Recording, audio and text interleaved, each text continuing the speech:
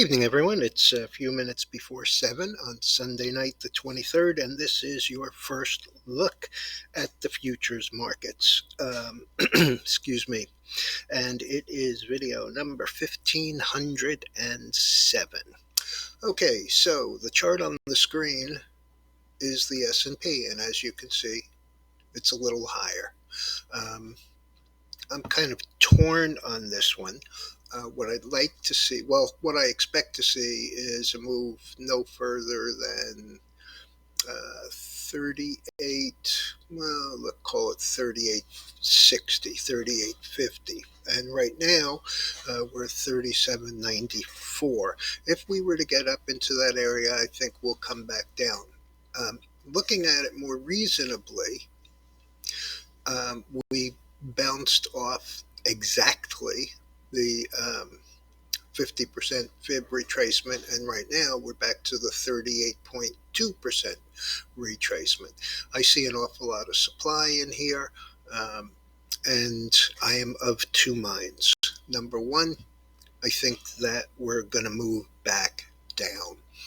And number two, I'm thinking that if we do move back down and that we can stay above, let's just call it 3,600, 35.75, 3,600, and have that kind of a basing action for a week or two that we've seen here, we could extend higher. And when I say higher, I'm talking about maybe as far as 41.50 to 42.50. I mean, this is that time of the year. This is the last week of October, and while a lot of people are concerned with October and crashes, actually, October is a very volatile month, and it generally sets the tone and the area for support for a year-end rally.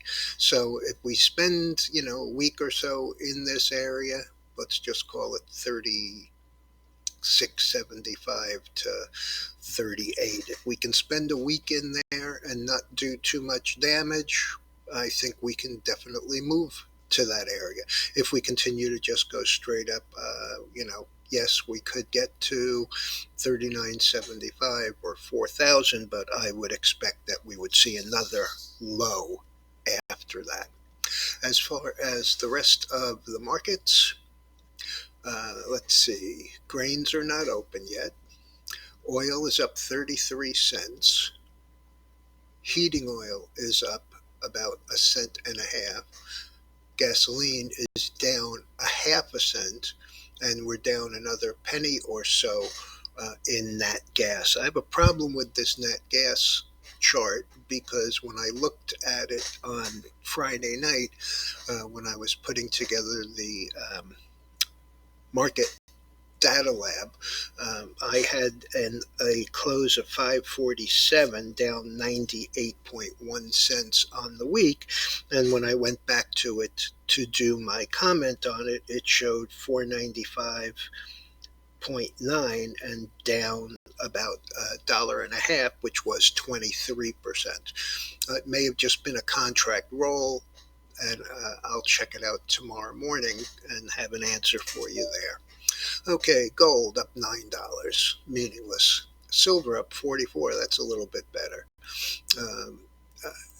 The gold and the silver both have had, really good looking charts and reversals, followed by nothing, followed by no follow through, no momentum, and moves lower. We saw it here. We looked like a bottom, right into an area of support in here, rallied hard and went up $16, the gold up $16 off that 1622 bottom.